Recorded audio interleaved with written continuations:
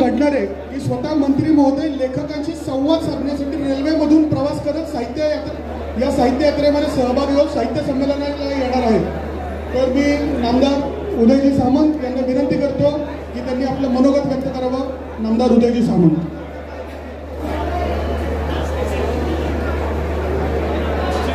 आजच्या महाराष्ट्रासाठी ऐतिहासिक अशा क्षणाचे साक्षीदार होण्यासाठी व्यासपीठावर उपस्थित असलेले पी.डी. पाटील सर, आदरणीय बर्वे मॅडम, आमचे दोन्ही शरद शिंदे साहेब, सरहद्द संस्थेचे सर्व माझे सहकारी, सर्व साहित्यिक आणि उपस्थित बंधू आणि भगिनी, प्रत्येकाच्या आयुष्यामध्ये काही भाग्याचे क्षण यावे लागतात। मला असं वाटतं की माझ्या आयुष्यातला हा भाग्याचा आणि सुवर्ण अक्षरानं लिहून ठेवण्यासारखा क्षण आहे की दिल्लीमध्ये मराठी साहित्य संमेलन होत आहे आणि त्या साहित्य संमेलनाला महाराष्ट्रातल्या ग्रामीण साहित्यातले सर्व साहित्यिक, ज्येष्ठ साहित्यिक असे 1200 साहित्यिक ज्या रेल्वेतनं मुंबईला दिल्लीला निघालेले आहेत त्या 30 तासामध्ये जगातलं पहिलं साहित्य संमेलन होणार आहे आणि त्या साहित्य संमेलनाचा स्वागताध्यक्ष होण्याचा मान माझ्यासारख्या कार्यकर्त्याला मिळाला आहे आणि म्हणून मी माझ्या आयुष्यातले भाग्य समजतो। मी मराठी भाषेचा मंत्री असल्यामुळं अखिल भारतीय मराठी साहित्य परिषदेच्या काही गोष्टींचा आढावा घेण्याची मला संधी मिळाली पी.डी. पाटील सर।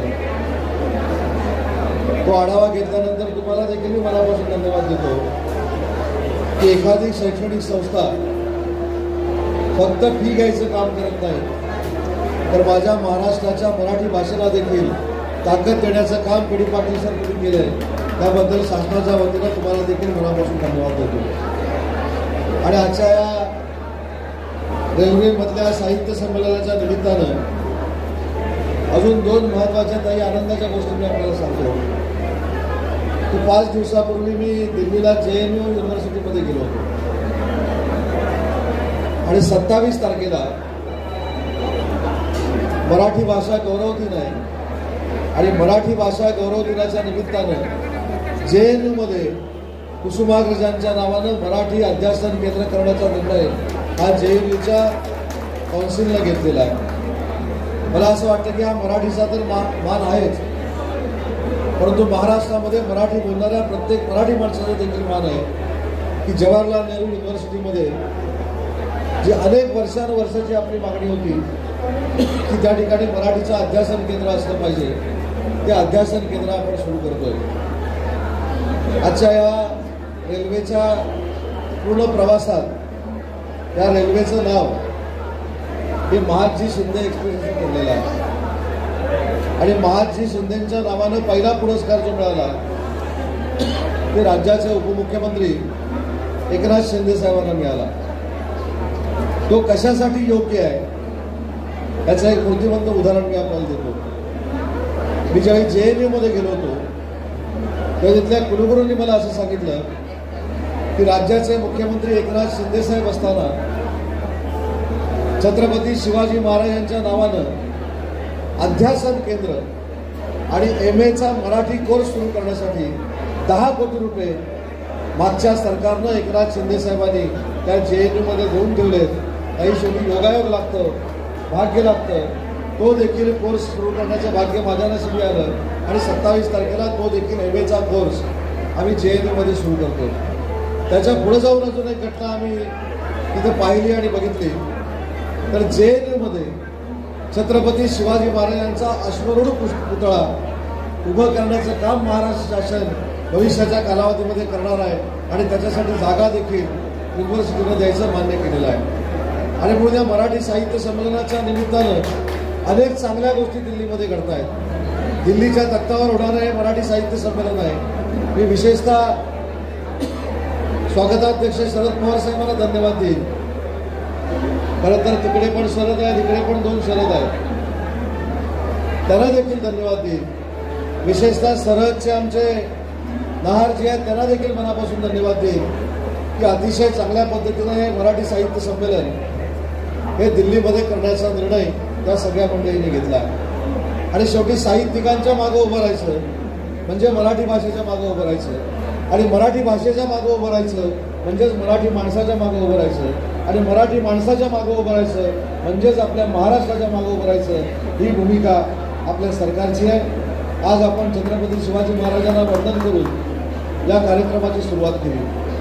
आज छत्रपती शिवाजी महाराजांची शासकीय जयंती आहे, पण छत्रपती शिवाजी महाराजांच्या जयंतीच्या निमित्तानं काही विघ्न संतोषी लोकांना शासन म्हणून मी स्पष्ट पद्धतीचा इशारा देतो की छत्रपती संभाजी महाराजांवर काही लोकांनी काल फेसबुकवर पोस्ट टाकण्याचा प्रयत्न केला. मला तर पोलिसांना देखील विनंती करायची आहे की अशामुळं कायदा आणि सुव्यवस्था बिघडते. आता मी शब्दप्रयोग केला तर कदाचित त्याची ब्रेकिंग होऊ शकते, परंतु मला सगळ्या पोलिसांना सूचना करायची आहे की आपलं आराध्य दैवत छत्रपती शिवाजी महाराज आहेत, आपलं आराध्य दैवत छत्रपती संभाजी महाराज आहेत आणि असे समाजकंटक जर आपल्या दैवतांवर बोट दाखवत असतील तर कायदेशीररित्या ठेचण्याची जबाबदारी आपल्या कायदा आणि सुव्यवस्थेने घेतली पाहिजे आणि आपण त्याच्यामध्ये पुढाकार घेतला पाहिजे. मी तर एक नागरिक म्हणून आणि दोन्ही छत्रपतींवर प्रेम करणारा एक कार्यकर्ता म्हणून मला त्यांच्या आदर्शापेक्षा मंत्रीपद मोठं नाही आणि म्हणून ज्यांनी कुणी हे कृत्य केलंय त्याला मंत्री म्हणून आणि दोन्ही छत्रपतींचा एक आदर करणारा महाराष्ट्रातला नागरिक म्हणून एकच त्यांना सांगायचं आहे की कोणाच्याही विचारशक्तीचा अंत पाहू नये, कुठच्याही परिस्थितीचा अंत पाहू नये.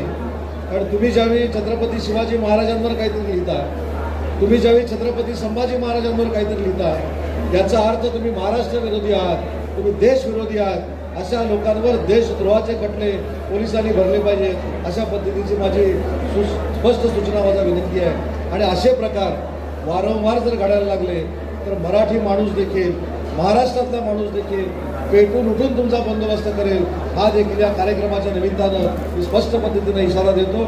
मला सगळ्या सरहद्द संस्थेच्या सगळ्याच माझ्या सहकाऱ्यांना मनापासून धन्यवाद द्यायचे, त्यांचं मनापासून कौतुक करायचं आहे की मराठी भाषेला साता समुद्रापलीकडे नेण्याचं काम आज तुमच्या संस्थेमार्फत होत आहे, म्हणून तुमचं देखील कौतुक आहे. अर्वेताई, तुम्हाला देखील धन्यवाद देतो की अनेक लोक स्वतःच्या पुस्तकाचं प्रकाशन मोठमोठ्या कार्यक्रमांमध्ये करतात, मोठमोठ्या लोकांच्या हस्ते त्याचं प्रकाशन व्हावं अशा पद्धतीची त्यांची इच्छा असते. पण खऱ्या अर्थानं मराठी माणसाचं मन हे तुमच्याकडे बघितल्यानंतर आम्हाला कळलं की ज्या रेल्वेतनं हे सगळे साहित्यिक जात आहेत तेच माझं विश्व आहे असं समजून त्या सगळ्यांसमोर तुम्ही पुस्तकाचं प्रकाशन केलं आणि एक वेगळा आदर्श त्या महाराष्ट्राच्या सगळ्या साहित्यिकांसमोर ठेवला. त्याबद्दल मनापासून शासनाच्या वतीनं मी आपल्याला देखील धन्यवाद देतो, सगळ्या साहित्यिकांना मनापासून धन्यवाद देतो. जर जाताना काही गैरसोय झालीच, होणार नाही याची दक्षता घेतलेली आहे, पण झालीच तर ती चूक माझी अशी समजावी, आमची अशी समजावी. कारण 1200 साहित्यिक एकत्र 30 तास प्रवास करून जाणं हे जगातलं पहिलं नाविन्यपूर्ण आहे, अद्भुतपूर्व आहे आणि म्हणूनच तुमच्यामुळं तुम्हाला सर्टिफिकेट मिळालेलं आहे. या सगळ्यांमुळं सरहद्द संस्थेला जे सर्टिफिकेट मिळालंय हे तुम्ही 1200 साहित्यिक एकत्र येत आहे आणि 1200 साहित्यिक एकत्र येणं हे केवढं मोठं काम आहे तुम्हाला माहिती आहे. 4 साहित्यिक एकत्र आल्यानंतर देखील बघा जे साहित्यिक आहेत ते खळखळून असले.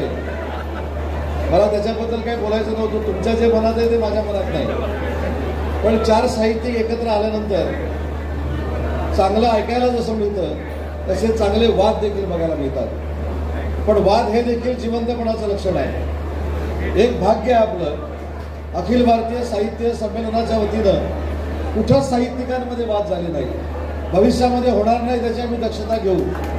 परंतु वाद झाल्याशिवाय साहित्य संमेलन यशस्वी होत नाहीत असा काही लोकांना पायंडा पडल्यामुळं पत्रकार हे देखील मराठी भाषेचे एक अंग आहे आणि म्हणून रोज सकाळी उठून 9:30 वाजता जे पत्रकार परिषद घेतात त्यांनी वाद सुरू केला. याचा अर्थ कोणतरी वाद घालायला तयार आहे साहित्य संमेलनामध्ये, पण त्याच्याकडे दुर्लक्ष करून 1200 साहित्यिक आज या पूर्ण रेल्वेबंद प्रवास करतायत. त्याचं सगळं श्रेय सरहद्द संस्थेला आहे. सगळ्या साहित्यिकांचं मनापासून कौतुक करतो आणि एकच महत्त्वाची गोष्ट सांगतो, साहित्यिक म्हणजे महाराष्ट्राची संस्कृती आहे, साहित्यिक म्हणजे मराठीपण आहे. अशा संस्कृतीला दलाल म्हणणाऱ्या लोकांचा या साहित्य संमेलनाच्या पूर्वसंध्येला मी जाहीरपणाने निषेध करतो आणि त्यांना देखील इशारा देतो, आमच्यावर टीका करायची असेल आमची नावं घेऊन आमच्यावर टीका करा, एखाद्या व्यक्तीवर टीका करायची असेल, राजकीय व्यक्तीवर टीका करायची असेल तर नावं घेऊन टीका करा, परंतु ज्यांनी महाराष्ट्राची संस्कृती जपली, ज्यांनी महाराष्ट्राचं मराठीपण जपलं अशा लोकांना दलाल म्हणणं हे दुर्दैव आहे आणि म्हणून त्यांचा मी जाहीरपणाने निषेध करतो. तुमच्या सगळ्यांचं स्वागताध्यक्ष म्हणून या रेल्वेमध्ये स्वागत करतो आणि मी देखील याच्यातनं प्रवास करणार आहे. पण उद्या बातमी व्हायला नको मी दिल्लीपर्यंत प्रवास केला नाही. कसं आहे,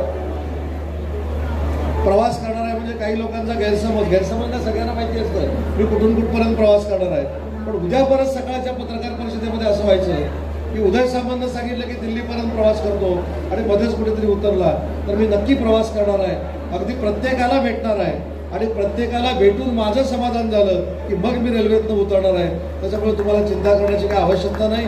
पुन्हा एकदा राज्याच्या वतीनं, मुख्यमंत्री देवेंद्रजींच्या वतीनं, एकनाथ शिंदे साहेबांच्या वतीनं आणि अजितदादांच्या वतीनं या संमेलनामध्ये तुमचं सगळ्यांचं स्वागत करतो आणि तुमची सेवा आमचे सगळे सहकारी अगदी तन्मयतेनं आणि निष्ठेनं करतील हा आशावाद या ठिकाणी व्यक्त करतो आणि थांबतो. जय हिंद, जय महाराष्ट्र.